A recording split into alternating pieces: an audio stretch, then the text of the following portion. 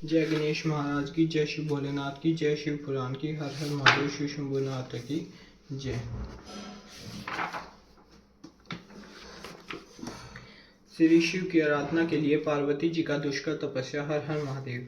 ब्रह्मा जी कहते हैं, देवर्षि तुम्हारे चले जाने पर प्रफुल्लचित हुई पार्वती महादेव जी को तपस्या से ही साध्य माना और तपस्या के लिए ही मन में निश्चय किया।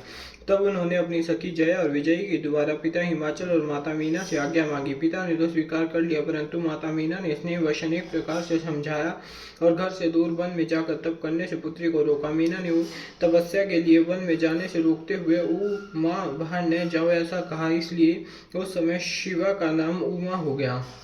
मुने शैलराज प्यारी पत्नी मैना ने रोकने से शिवा को दुखी हुई जान अपना विचार बदल दिया और पार्वती को तपस्या के लिए जाने की आज्ञा दे दी। मुनि श्रेष्ठ माता की आज्ञा पाकर उत्तम व्रत का पालन करने वाली पार्वती ने भगवान शंकर का स्मरण करके अपने मन में बड़ा सुख का अनुभव किया। माता पिता को प्रसन्नता पूर्वक प्रणाम करके शिव के स्मरण पूर्वक दोनों सखियों के साथ वे तपस्या करने के लिए चली गई। अनेक प्रकार के प्रिय वस्तुओं का परित्याग करके पार्वती ने कटी प्रदेश में सुंदर मूंज की मेघ का बांध शीघ्र ही वल्कल धारण कर लिए। हार का परिहार करके उत्तम मृग चरम को हृदय से लगाया। तत्पश्चात वे तपस्या के लिए गंगा अवतरण गंगोत्री तीर्थ की ओर चली, जहाँ ध्यान लगाते हुए भगवान शंकर ने कामदेव को दग्ध किया था। हिमालय का वह शिखर गंगावतरण के नाम से प्रसिद्ध है। वही परम उत्तम श्री गति तीर्थ में पार्वती ने तपस्या प्रारंभ की। गौरी के तप करने से ही उसका गौरी शिखर नाम हो गया। मुने शिवा ने अपने तप की परीक्षा के लिए वहां बहुत से सुंदर एवं पवित्र वृक्ष लगाए जो फल देने वाले थे। सुंदरी पार्वती ने पहले भूमि शुद्ध करके वहां एक वेदी का निर्माण किया। तदनंतर ऐसी तपस्या आरंभ की जो मुनियों के लिए भी दुष्कर थी। वह मन सहित संपूर्ण इंद्रियों को शीघ्र ही काबू में करके उस वेदी पर उच्च कोटि की तपस्या करने लगी। ग्रीष्म ऋतु में अपने चारों ओर दिन रात आग जलाए रखकर वह बीच में बैठती और निरंतर पंचाक्षर मंत्र का जप करती रहती थी। वर्षा ऋतु में वेदी पर सुशील आसन से बैठकर अथवा किसी पत्थर की चट्टान ही आसन लगाकर वह निरंतर वर्ष की जल धारा से भीगती रहती थी। शीतकाल में निराहार रहकर भगवान शंकर के भजन में तत्पर हो वह सदा शीतल जल के भीतर खड़ी रहती तथा रात भर बर्फ की चट्टानों पर बैठी करती थी। इस प्रकार तप करती हुई पंचाक्षर मंत्र के जप में संलग्न हो शिवा संपूर्ण मनोवांछित फलों के दाता शिव का ध्यान करती थी। प्रतिदिन अवकाश मिलने पर वह सखियों के साथ अपने लगाए हुए वृक्ष को प्रसन्नता पूर्वक सींचती और वहां पधारे हुए अतिथि का आतिथ्य सत्कार भी करती थी।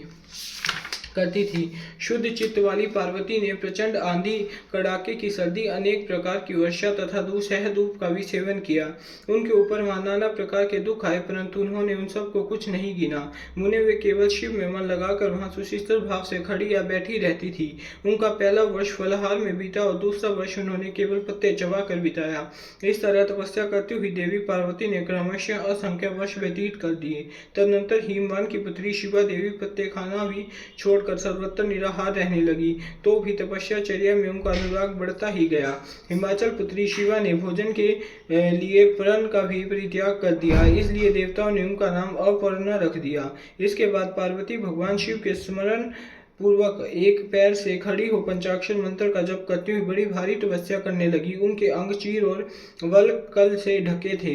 वह मस्तक पर जटाओं का समूह धारण किए रहती थी। इस प्रकार शिव के चिंतन में लगी हुई पार्वती ने अपनी तपस्या के द्वारा मुनियों को जीत लिया। उस तपोवन में महेश्वर के चिंतन पूर्वक तपस्या करते हुए काली के 3000 वर्ष व्यतीत गए।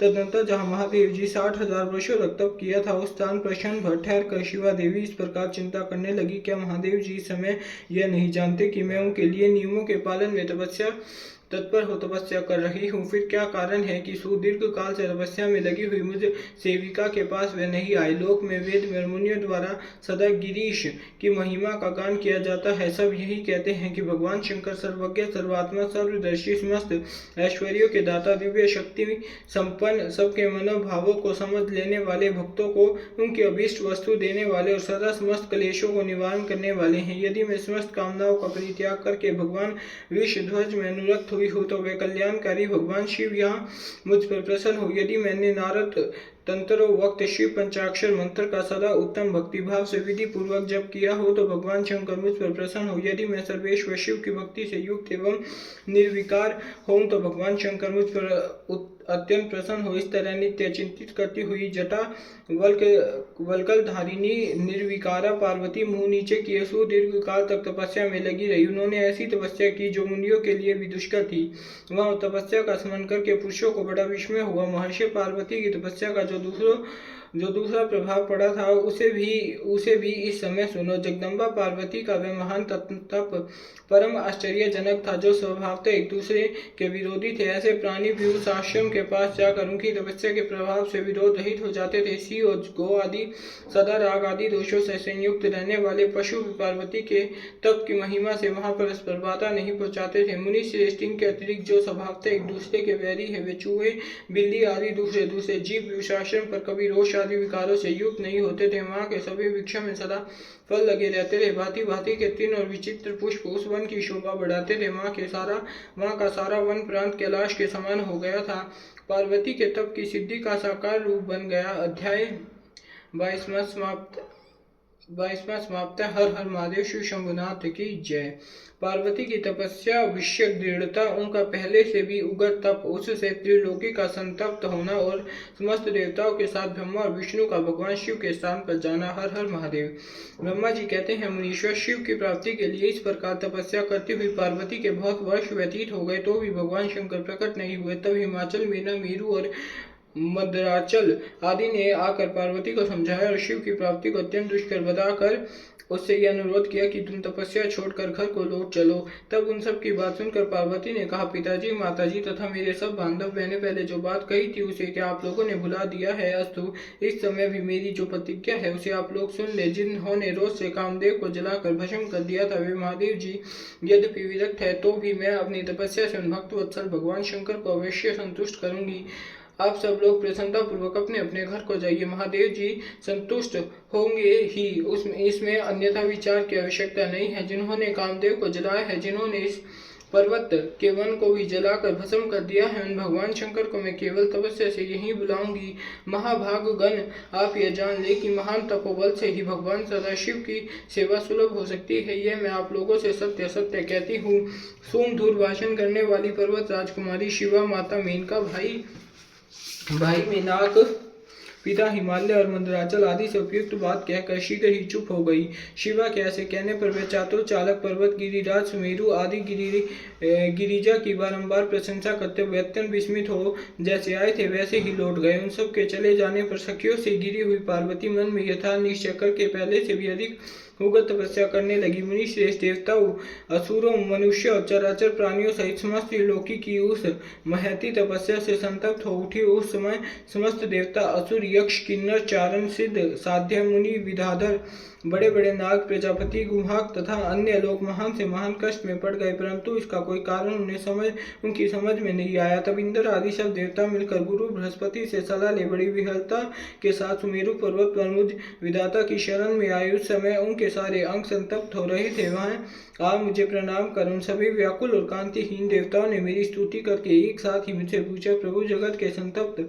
होने का क्या कारण है? उनका यह प्रश्न सुनकर मन ही मन शिव का स्मरण करके विचार पूर्वक मैंने सब कुछ जान लिया। इस समय विश्व में जो दाव उत्पन्न हो गया वे गिरिजा की तपस्या का फल है। यह जानकर मैं उन सब के साथ शीघ्र ही क्षीर सागर को गया। वहां जाने का उद्देश्य भगवान विष्णु से सब कुछ बताना था। वहां पहुंचकर देखा भगवान श्री हरि सुगत आसन पर विराजमान है। देवताओं के साथ मैंने हाथ जोड़कर प्रणाम पूर्वक उनकी स्तुति की और कहा, महाविष्णु, तपस्या में लगी हुई पार्वती के परम उग्र तप से संतप्त हो हम सब लोग आपकी शरण में आए हैं। आप हमें बचाइए, बचाइए। हम सब देवताओं की आवाज सुनकर शेष शैया पर बैठे हुए भगवान लक्ष्मीपति हमसे बोले। श्री विष्णु ने कहा, देव ताओ, मैंने आज पार्वती जी की तपस्या का सारा कारण जान लिया है, अतः तुम लोगों के साथ अब परमेश्वर शिव के समीप चलता हूँ।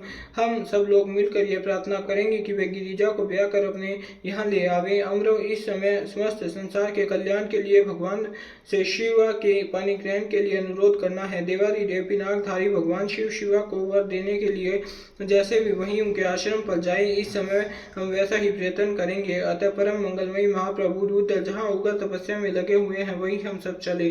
भगवान विष्णु की बात सुनकर समस्त देवता आदि हठी, क्रोधी और जलाने के लिए उद्यत रहने वाले प्रलयंकर रुद्र से अत्यंत भयभीत हो बोले। देवता ने कहा, भगवान जो महाभयंकर काल अग्नि से समान दीप्तिमान और भयानक नेत्रों से युक्त उन रोष भरे महाप्रभु रुद्र के पास हम लोग नहीं जा सकेंगे, क्योंकि जैसे पहले उन्होंने कुपित हो दुर्जय काम को भी जला दिया था, उसी प्रकार वे हमें विदग्ध कर डालेंगे, इसमें संशय नहीं है। मुने इंद्रादि देवताओं की बात सुनकर लक्ष्मीपति श्रीहरि ने उन सबको संतावना देते हुए कहा। श्रीहरि बोले, हे देवताओं, तुम सब लोग प्रेम और आदर के साथ मेरी बात सुनो। भगवान शिव देवताओं के स्वामी तथा उनके भय का नाश करने वाले हैं। वे तुम्हें नहीं दग्ध करेंगे। तुम सब लोग बड़े चतुर होते, तुम्हें शंभु को कल्याणकारी मानकर हमारे साथ सबके उत्तम प्रभु महादेव जी की शरण में चलना चाहिए। भगवान शिव पुराण पुरुष, सर्वेश्वर, वर्णीय, प्रातपर, तपस्वी और परमात्मा सब रूप है, अतः हमें उनकी शरण में अवश्य चलना चाहिए। प्रभावशाली विष्णु के ऐसा कहने पर सब देवता उनके साथ पिनाक पानी शिव का दर्शन करने के लिए गए। मार्ग में पार्वती का आश्रम पहले पड़ता था, अतः उन गिरिराज नंदिनी की तपस्या देखने के लिए विष्णु आदि सब देवता कौतूहल पूर्वक उनके आश्रम में गए। पार्वती के श्रेष्ठ तप को देखकर सब देवता उनके उत्तम तेज से व्याप्त हो गए। उन्होंने तपस्या में लगी हुई उन तेजोमयी जगदम्बा को नमस्कार किया और साक्षात सिद्ध स्वरूपा शिवा देवी के तप की भूरी भूरी प्रशंसा करते हुए वे सब देवता उस स्थान पर गए जहाँ भगवान विश्वध्वज विराजमान थे। मुने वहां पहुंचकर सब देवताओं ने पहले तुम्हें उनके पास भेजा। स्वयं वे मदन दहन कारी भगवान हर से दूर ही खड़े रहे। वे वहीं से यह देखते रहे कि भगवान शिव कुपित हैं या प्रसन्न। नारद, तुम तो सदा निर्भय रहने वाले विशेषतः शिव के भक्त हो, अतः तुमने भगवान शिव के स्थान पर जाकर उन्हें सर्वथा प्रसन्न देखा। फिर वहां से लौटकर तुम श्री विष्णु आदि सब देवताओं को भगवान शिव के स्थान पर ले गए। वहां पहुंचकर विष्णु आदि सब देवताओं ने देखा भक्त वत्सल भगवान शिव सुख पूर्वक प्रसन्न मुद्रा में बैठे हैं। अपने गणों से घिरे हुए शंभु तपस्वी का रूप धारण कर योग पट पर आसीन थे। उन परमेश्वरी शंकर का दर्शन करके मेरे सहित श्री विष्णु तथा अन्य देवताओं, सिद्धों और मुनीश्वरों ने उन्हें प्रणाम करके वेदों और उपनिषदों के सूत्रों द्वारा उनका स्तमन किया। अध्याय 23वां समाप्त। हर हर महादेव। देवताओं का भगवान शिव से पार्वती के साथ विवाह करने का अनुरोध। भगवान का विवाह के दोष बताकर अस्वीकार करना तथा उनके पुण्य प्रार्थना करने पर स्वीकार लेना। हर हर महादेव। श्री शंभुनाथ की जय। ब्रह्मा जी कहते हैं, नारद देवताओं ने वहां पहुंचकर भगवान रुद्र को प्रणाम करके उनकी स्तुति की। तब नंदिकेश्वर ने भगवान शिव से उनकी दीन बंधुता एवं भक्त वत्सलता की प्रशंसा करते हुए कहा, प्रभु, देवता और मुनि संकट में पढ़कर आपकी शरण में आए। सर्वेश्वर, आप इनका उद्धार करें। दयालु नंदी के इस प्रकार सूचित करने पर भगवान शंभु धीरे धीरे आँख खोलकर ध्यान से उपरत हुए। समाधि से विरत हो परम ज्ञानी परमात्मा एवं ईश्वर शंभु ने समस्त देवताओं से इस प्रकार का। शंभु बोले, श्री विष्णु और ब्रह्मा आदि देवेश्वरों, तुम सब लोग मेरे समीप कैसे आए? तुमने अपना आने का जो भी कारण है वह शीघ्र बताओ। भगवान शंकर का यह वचन सुनकर सब देवता प्रसन्न हो कारण बताने के लिए भगवान विष्णु के मुख की ओर देखने लगे। तब शिव के महान भक्त और देवताओं के हितकारी श्री विष्णु मेरे बताए हुए देवताओं के महत्तर कार्य को सूचित करने लगे। उन्होंने कहा, शंभु तारकासुर ने देवताओं को अत्यंत अद्भुत एवं महान कष्ट प्रदान किया। यही बताने के लिए सब देवता यहाँ आए हैं। भगवान आपके औरस पुत्र से ही तारक दैत्य मारा जा सकेगा और किसी प्रकार से नहीं। मेरा यह कथन सर्वथा सत्य है। महादेव, इस प्रकार विचार करके आप कृपा करें। आपको नमस्कार है। स्वामी तारकासुर के द्वारा उपस्थित किए गए इस कष्ट में आप देवताओं का उद्धार कीजिए। देव शंभु, आप दाहिने हाथ से गिरिजा का पानी ग्रहण करें। गिरिराज हिमवान के द्वारा दी हुई महानुभावा पार्वती को पानी ग्रहण करके द्वारा ही अनुग्रहित कीजिए। श्री विष्णु का यह वचन सुनकर योग परायण भगवान शिव ने उन सबको उत्तम गति का दर्शन कराते हुए इस प्रकार कहा, देवता, जो ही मैंने स्वर्ग सुंदरी गिरिजा देवी को स्वीकार किया, त्यों ही समस्त सुरेश्वर तथा ऋषि मुनि सकाम हो जाएंगे। फिर तो वह परमात्म पद पर चलने में समर्थ न हो सकेंगे। दुर्गा अपने पानी ग्रहण मात्र से ही कामदेव को जीवित कर देगी। विष्णु, मैंने कामदेव को जलाकर देवताओं का बहुत बड़ा कार्य सिद्ध किया है। आज से सब लोग मेरे साथ सुनिश्चित रूप से निष्काम होकर रहो। देवता, जैसे मैं हूँ उसी तरह तुम सब लोग पृथक रहकर कोई विशेष प्रयत्न किए बिना ही अत्यंत दुष्कर एवं उत्तम तपस्या कर सकोगे।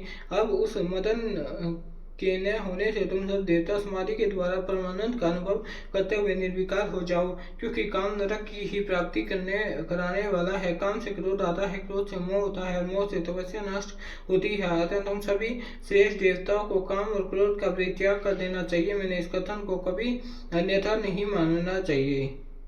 ब्रह्मा जी कहते हैं, नारद विष्णु के चिन्ह से युक्त ध्वजा धारण करने वाले भगवान महादेव ने इस प्रकार की बातें सुनाकर ब्रह्मा विष्णु देवता तथा मुनियों का निष्काम धर्म का उपदेश दिया। तदनंतर भगवान शंभु पुनः ध्यान लगाकर चुप हो गए और पहले की ही भांति पार्षदों से गिरे हुए सुशिष्ट भाव से बैठ गए। वे अपने मन में ही स्वयं आत्म स्वरूप निरंजन निराभास निर्विकार निरामय प्रातपर नित्य ममता रहित निर्विग्रह शब्दातीत निर्गुण ज्ञान गम्य और प्रकृति से पर परमात्मा का चिंतन करने लगे। इस प्रकार परम स्वरूप का चिंतन करते हुए वे ध्यान में स्थित हो गए। बहुत से प्राणियों की सृष्टि करने वाले भगवान शिव ध्यान करते करते ही परमानंद में निमग्न हो गए। श्री हरि एवं इंद्र आदि देवताओं ने जब परमेश्वर शिव को ध्यान मग्न देखा, तब उन्होंने नंदी की सम्मति ली। नंदी ने पुनः दीन भाव से स्तुति करने के लिए कहा। उनकी उस सत सम्मति के अनुसार देवता स्तुति करने लगे। वह बोले, देवादिदेव महादेव करुणा सागर प्रभु, हम आपकी शरण में आए हैं, आप महान कलेश से हमारा उद्धार कीजिए। ब्रह्मा जी कहते हैं, नारद इस प्रकार बहुत दीनतापूर्ण उक्ति से देवताओं ने भगवान शंकर की स्तुति की। इसके बाद वे सब देवता प्रेम से व्याकुल चित्त हो उच्च स्वर से फूट फूट कर रोने लगे। मेरे साथ भगवान श्री हरि उत्तम भक्तिभाव से युक्त हो मन ही मन भगवान शंभु का स्मरण करते हुए अत्यंत दीनता पूर्वक पूर्णवाणी द्वारा उनसे अपना अभिप्राय निवेदन करने लगे। देवताओं के मेरे तथा श्री हरि के प्रकार बहुत स्तुति करने पर भगवान महेश्वर अपनी भक्त वत्सलता के कारण ध्यान से विरक्त हो गए। उनका मन अत्यंत प्रसन्न था। वे भक्त वत्सल शंकर श्री हरि आदि को करुणा दृष्टि से देखकर उनको हर्ष बढ़ाते हुए बोले, विष्णु ब्राह्मण तथा इंद्र आदि देवताओं, तुम सब लोग एक साथ यहाँ किस अभिप्राय से आए हो? मेरे सामने सच सच बताओ। श्री हरि ने कहा, महेश्वर, आप सर्वज्ञ है, सबके अंतर्यामी ईश्वर है। क्या आप हमारे मन की बात नहीं जानते? अवश्य जानते हैं, तथापि आपकी आज्ञा से मैं स्वयं भी कहता हूँ, सुखदायक शंकर, हम सब देवताओं को तारकासुर से अनेक प्रकार का दुख प्राप्त हुआ है, इसलिए देवताओं ने आपको प्रसन्न किया है। आपके लिए ही उन्होंने गिरिराज हिमालय से शिवा का उत्पत्ति कराई है। शिवा के गर्भ से आपके द्वारा जो पुत्र उत्पन्न होगा, उसी से तारकासुर की मृत्यु होगी, दूसरे किसी उपाय से नहीं। ब्रह्मा जी ने उस दैत्य को यही वर दिया है, इसी कारण दूसरे से उसकी मृत्यु नहीं हो पा रही है। अतएव वह निडर होकर सारे संसार को कष्ट दे रहा। इधर नारद जी की आज्ञा से पार्वती कठोर तपस्या कर रही। उनके तेज से समस्त चराचर प्राणियों सहित त्रिलोकी आच्छादित हो गई है। इसलिए परमेश्वर, आप शिवा को वर देने के लिए जाइए। स्वामी, देवताओं का दुख मिटाइए और हमें सुख दीजिए। शंकर, मेरे तथा देवताओं के हित में आपके विवाह का उत्सव देखने के लिए बड़ा भारी उत्साह है। अतः आप यथोचित रीति से विवाह कीजिए। प्रातः परमेश्वर, आपके रति को जो वर दिया है, आपने रति को जो वर दिया है, उसकी पूर्ति का अवसर भी आ गया है। अतः अपनी प्रतिज्ञा को शीघ्र सफल कीजिए। ब्रह्मा जी कहते हैं, नारद ऐसा कह उन्हें प्रणाम करके श्री विष्णु आदि देवताओं और महर्षियों ने नाना प्रकार के स्तोत्रों द्वारा उनकी पुनः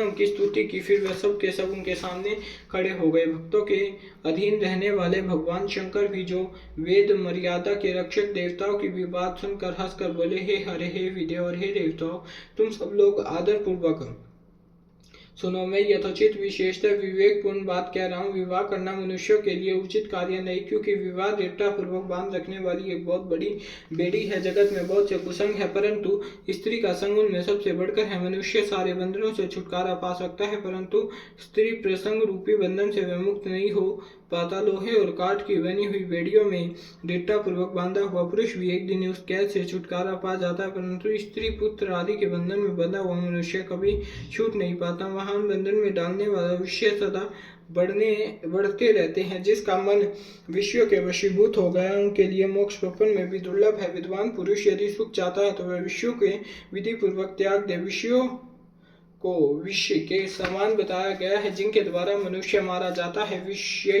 के साथ वार्ता करने मात्र से मनुष्य क्षण भर में पतित हो जाता है। आचार्यों ने विषयों को मिश्री मिलाई हुई बारूनी मदिरा का, यद्यपि मैं इस बात को जानता हूँ, यद्यपि विषयों के इन सारे दोषों का मुझे विशेष ज्ञान है, तथापि मैं तुम्हारी प्रार्थना को सफल करूंगा, क्योंकि मैं भक्तों के अधीन रहता हूँ और भक्त वत्सलता वश उचित अनुचित सारे कार्य करते हैं। इसलिए तीनों लोकों में अयोथचित कर्ता के रूप में मेरी प्रसिद्धि है। भक्तों के लिए मैंने अनेक बार बहुत से प्रयत्न करके कष्ट सहन किए हैं। गृहपति होकर विश्वानर मुनि का दुख दूर किया है। हरे विदे, अब अधिक कहने की क्या आवश्यकता। मेरी जो प्रतिज्ञा है उसे तुम सब लोग अच्छी तरह सुनो। मैं यह सत्य कहता हूँ, जब जब भक्तों पर कहीं विपत्ति होती है तब मैं तत्काल उनके सारे कष्ट हर लेता हूँ। तारकासुर से तुम सब लोगों को जो दुख प्राप्त हुआ उसे मैं जानता और उसका हरण करूंगा। यह भी सत्य सत्य बता रहा हूँ। यद्यपि मेरे मन में विवाह करने की कोई रुचि नहीं है, तथापि मैं पुत्रोत्पादन के लिए गिरिजा के साथ विवाह करूंगा। तुम सब देवता निर्भय होकर अपने अपने घर जाओ, मैं तुम्हारा कार्य सिद्ध करूंगा। इस विषय में अब कोई विचार नहीं चाहिए। महाजी कहते हैं, नारद ऐसा कहकर भगवान शंकर मौन हो समाधि में स्थित हो गए और विष्णु आदि सभी देवता अपने अपने धाम को चले गए। अध्याय 24वां समाप्त है। हर हर महादेव। हर हर महादेव। श्री शंभुनाथ की जय।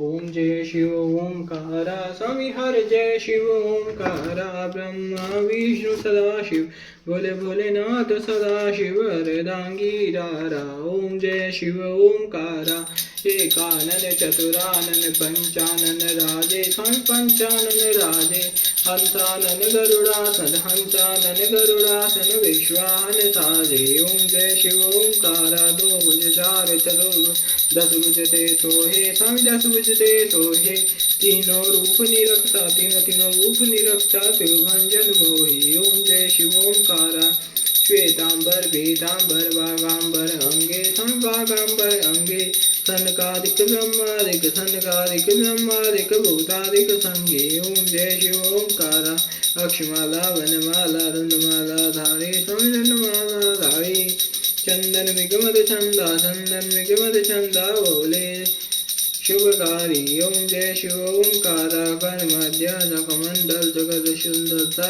जगत शुद्धता, जग करता जग हरता, जग करता जग हरता, जग पालन करता। ओम जय शिव ओंकारा, 64 योगिनी मंगल गाव, नित्य करत भैरव समित भैरव, बाजे ताल मृदंगा, बाजे बाजे ढोल मृदंगा और बाजे डमरू। ओम जय शिव ओंकारा, अर्धांगिनी लक्ष्मी वर सावित्री, श्री पार्वती संगे, स्वामी श्री पार्वती संगे, अर्धांगिनी गायत्री, अर्धांगिनी गायत्री, सिर सोहे गंगे। ओम जय शिव ओंकारा, काशी में विश्वनाथ विराजे, नंदे ब्रह्मचारी, स्वामी नंदे ब्रह्मचारी, नेत्र भोग लगावे, नेत्र भोग लगावे, महिमा अधिवारी। ओम जय शिव ओंकारा, ब्रह्मा विष्णु सा जानत विवेका, स्वामी जानत विवेका, बनवाक्षर के मध्य, बनवाक्षर के मध्य का। ओम जय शिव ओंकारा, त्रिभुवन शिव जी की आरती जो कोई नर गावे, स्वामी प्रेम सहित गावे, स्वामी सुबह श्याम गावे, कहत शिवानंद स्वामी, कहत हरिहर स्वामी, मनवांचित फल पावे। ओम जय शिव ओंकारा, हर जय शिव ओंकारा, ब्रह्मा विष्णु शिव, बोले भोलेनाथ सदा शिव, अर्धांगीरारा। ओम जय शिव ओंकारा, हर हर शिव शंभुनाथ कालदर्शी भोलेनाथ दीनवत्स